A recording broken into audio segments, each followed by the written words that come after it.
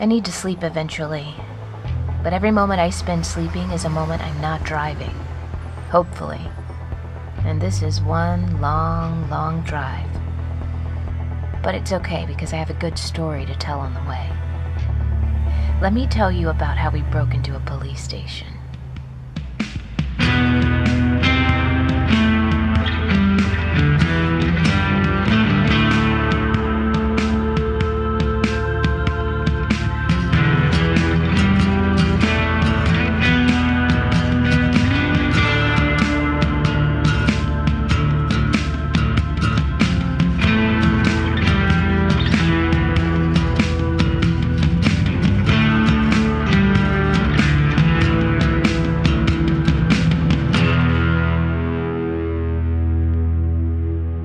Alice Isn't Dead by Joseph Fink. Performed by Jessica Nikol. Produced by Disparition. Part 1, Chapter 7. Let's break into a police station. Thank you to Audible.com for supporting Alice Isn't Dead and making this show possible. For a free 30-day trial, go to audible.com/dead. That's audible.com/dead. And stick around after the show for the answer to a surprise mystery question, which is, spoilers, why did the chicken cross the road? Stopped for lunch in Meridian, Mississippi. Fried things, cheesy things, sweet tea. The place had all these lunch boxes, old ones with blocky cartoons and action poses. Have fun with it, the lunch boxes said. And also stuff yourself, they said. I'd been on the road for hours and I was so hungry, but then I realized my mistake as the mass of it started pulling at me. Ended up having to take a long nap, but then I woke up feeling so good that suddenly the whole mistake seemed like a great idea. For one thing, I wasn't going to have to eat again for maybe even a day. If you're not looking to stop much, a meal like that is the perfect way to keep yourself going. I grabbed a quick shower, my first in, well, if I'm honest, a while, at the Motel 6 next door. I watched the water pool around my feet in the beige bathtub. Somehow I couldn't look away. I stood there for a long time, watching water run through my toes. And then I was back in a driver's seat and back on the road and back out of Mississippi.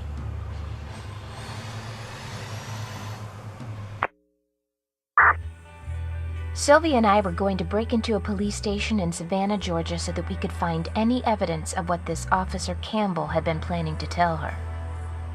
It just wasn't clear how we were going to do it. The front was a big glass window, fine, but the rest was cinder block blank. Barred windows, no back door, nothing that could be crawled through or into. It was a box with one opening, and that opening was right on the street. Even trying to case the place was hard. There were cops everywhere, hanging out, chatting, and staring at us as we tried to casually walk by. Nothing casual about the two of us, I guess, I said. Could we just run in and run out? She said. Well, there's one door. You run in, it'd be tricky to run out. We took our fourth walk down the block. An officer across the street watched us with open suspicion.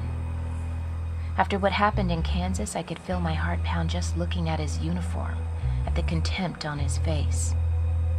Not the front, then, I said. All right, you stay here. I'm going to walk down that alley. Meet me on the other side. At the end of the alley was a dumpster. Well, fuck it then. I climbed up on it, and from there, I got on the roof. I crawled, body prone, so that I wouldn't be seen and they wouldn't hear footsteps below. Along the top of the building were skylights. I crawled to the edge of one. I was above a desk that needed decluttering and a floor that needed mopping. I inched my way back, hopped off as casually as someone can hop from roof to dumpster to ground, and I met back with Sylvia. Okay, so here's what, Sylvia, I said. I'm gonna need you to make a distraction. What kind of distraction?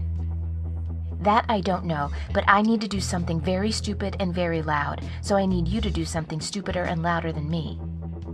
She grinned. I know just the thing. Oh man, don't tell me. I'd have to try to stop you. Just do it. The average flag size in Texas is so much bigger than anywhere else. Yeah, I know the usual joke, but really, what is it about Texas that makes them want their flags so big? American flags the size of minivans, the size of small houses, waving from car dealerships and libraries. There is something to be said, obviously, about insecurity. The wisdom is that the most performatively loud person at the party is the most insecure. And Texas is nothing if not performatively loud. Their threats of secession, the bluster that permeates their politics, and of course these huge flags. And then you see the countryside of Texas, and maybe you understand a bit. Because it is beautiful, sure, but a lot of it is empty. Empty in a way that feels heavy. Like the big cities in Texas are just fronts to hide that it's mostly an empty state, with a population trying to be as loud as possible so no one will notice that all of them live tucked away in the east. All hail West Texas, right? I mean, most of this could be said about America as a whole, and probably should be, but I'm not in America right now. I'm in Texas.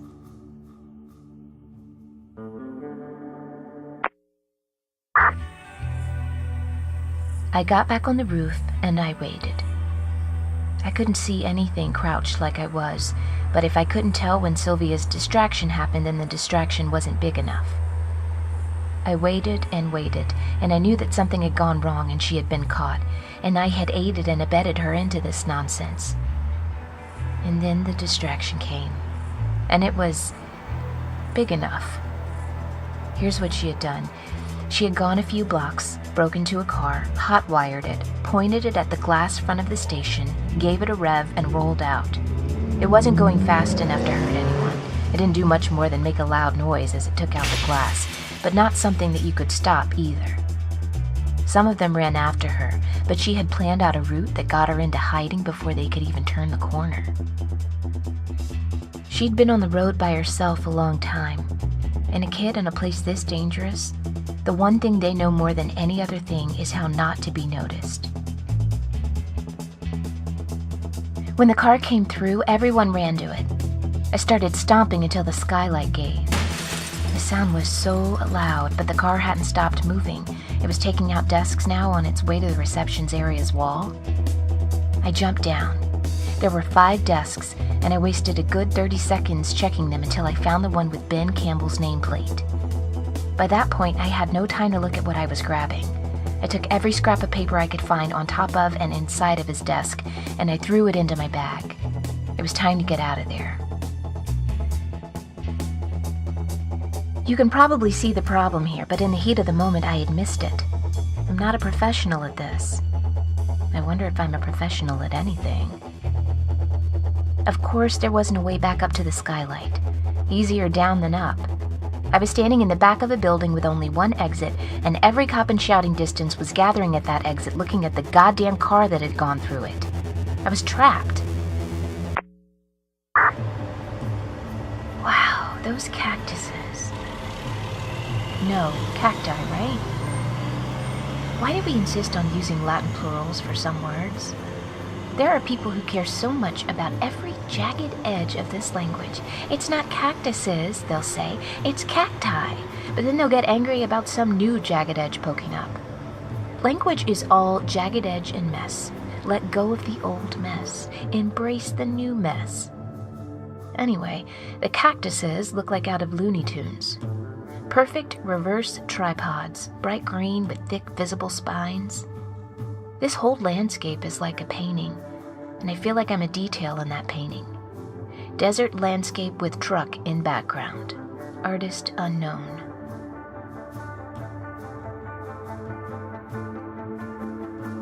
Oh, that was a turnoff for Sedona. Maybe I should go there, buy some crystals, find a vortex, relax. Maybe I should just get some coffee from a vending machine at a gas station.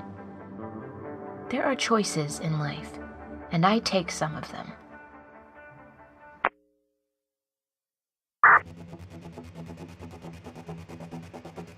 It had been maybe less than a minute. Attention was still entirely on the crash, but there were seconds maybe before someone turned and saw me standing there. I thought for a moment of hiding, waiting until everyone went away for the night. But first of all, it didn't seem likely that that was a thing that happened at a police station. I mean, probably they had a night shift. And even if they didn't, there was no way they were just going to leave a building unattended that was missing its entire front wall. Every second I stayed, the probability of my getting caught ticked toward 1. I tried jumping, but the skylight was way too high for that and still rimmed with broken glass. I looked around for... What? What did I think I would find? I looked around for a miracle, I guess. But there wasn't a miracle. There was only me and whatever I would choose to do next.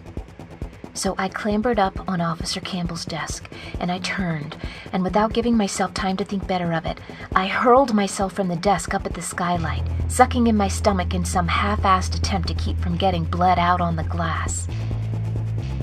My hand slapped onto the roof, and my chest slammed into the edge, and that did some bad things, but there wasn't much glass where I hit, so I avoided getting completely skewered. Even with the excitement of the car, there was no way they weren't going to notice a woman jumping off of a desk and half landing up through a skylight. My chest was on fire, and my hands were rapidly sliding toward me, but I could hear the footsteps coming, I could hear the shouts, and I knew I was moments from a hand wrapped around my ankle.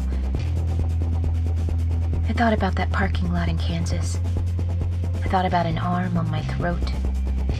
And through the numbness of shock, I pulled myself all the way up through the skylight and off the roof and onto the ground with a brief awkward stop on the dumpster that didn't so much slow my fall as roll my ankle. And so, bleeding and limping, I tore as fast as I could away from the station. They were rounding the corner from the front, 5 of them running after me. And that's when Sylvia, bless her, ran behind them shouting, "Hey assholes, how's your front window?" as she sprinted in the opposite direction. That took care of 3 of them. I honestly don't know how I lost the other 2. I never looked back. I ran until the world went dark at the edges, until I could hear the hollow of my breath. It must have been a memorable sight in quaint old town Savannah, blood dripping from my chest, big, ragged gasps. But I made it back to the truck and sat in it, trying to figure out if I had gotten away and hoping that Sylvia would come along soon. She did about 10 minutes later, flying in through the door with a, "Hey, so start driving."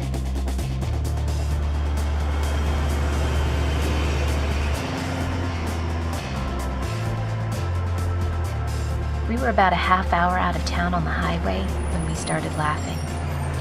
Every time we glanced at each other, another wave would come. I laughed until there was no sound, only shaking, and then I had hiccups for the next 2 hours. And that's how we broke into a police station.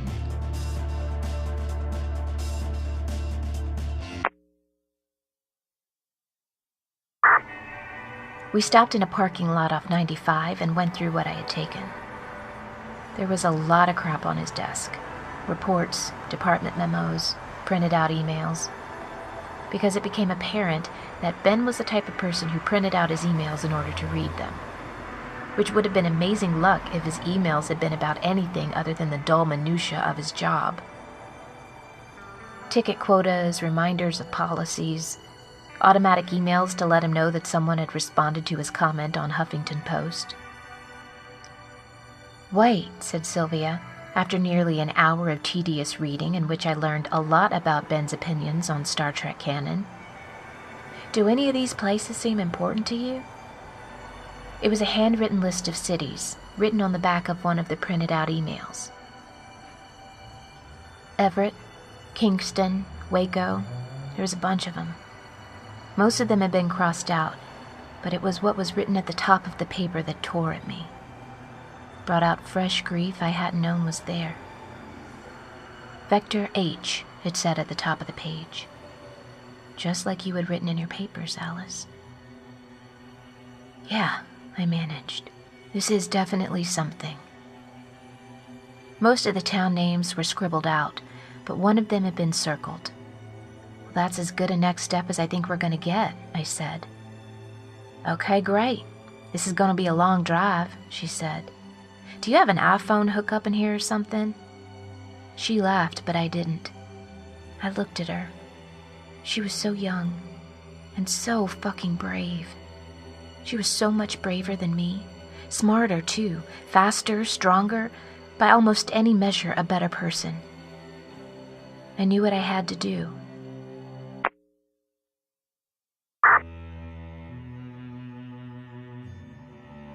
Well, you can kick me out if you want, she said. Be a dick after everything, but I'll just find another way to get there. And I knew she would. I had never met anyone so dedicated and brave. It made me wonder what I am.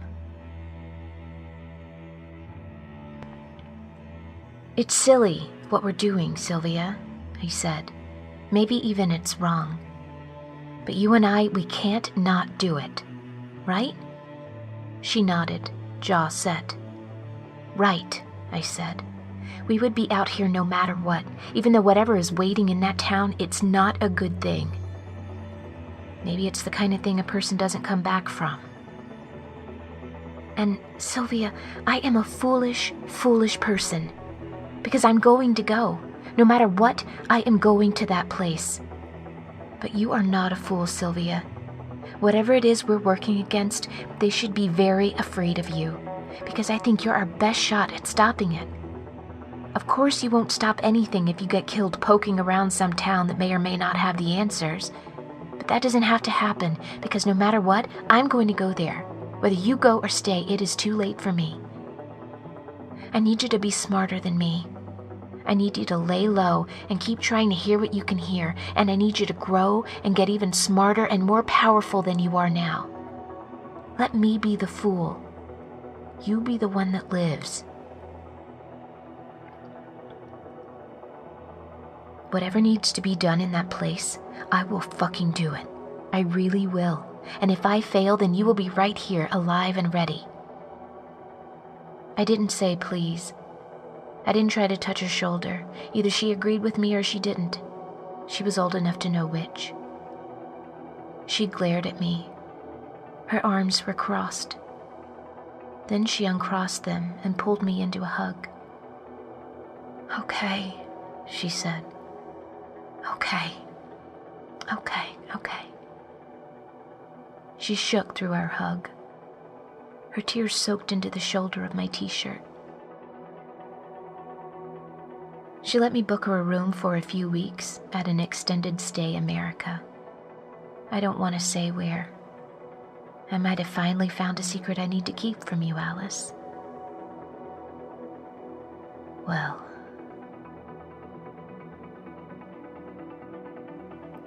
Crossed into California north of Lake Havasu, the Inland Empire, land that would hardly be populated if it weren't for the tempting light of LA just over the San Gabriel Mountains, a daily commute for those who want a house more than they want the hours of their day. Land that would be uninhabitable if it weren't for the water brought in by canal, portioned out to farmers, who then sell their portions to the thirsty cities, making them nothing but water farmers. Foreclosures and cabbage and Vaughn supermarkets. The Inland Empire. Past a town called Needles. Get on 15 at Barstow, and then 2,400 miles from Savannah, I pull into the town that was circled on Officer Campbell's list. Victorville, California. What is hidden here? Or what is hiding? I suppose I'm about to find out.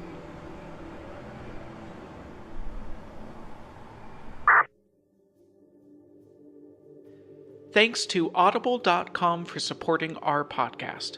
Audible.com is a leading provider of audiobooks with more than 250,000 downloadable titles across all types of literature, including fiction, nonfiction, and periodicals. Audiobooks are great to listen to when you are driving across the country on a scrap of evidence that you hope will lead you to the truth, whatever that truth may be. For our listeners, Audible is offering a free 30-day trial. Just go to audible.com/dead and browse the over 250,000 audio programs. Pick a title you like, download it for free, and start listening. It is that easy. One audiobook you could consider is Welcome to Night Vale by Joseph Fink and Jeffrey Craner. If you like Alice Isn't Dead, then this novel is hours of weird storytelling from the same people that brought you this show. You do not need to have heard the Night Vale podcast or even know what it is. You just need to be willing to let us take you somewhere distant and strange. And you could be listening to that distant and strange place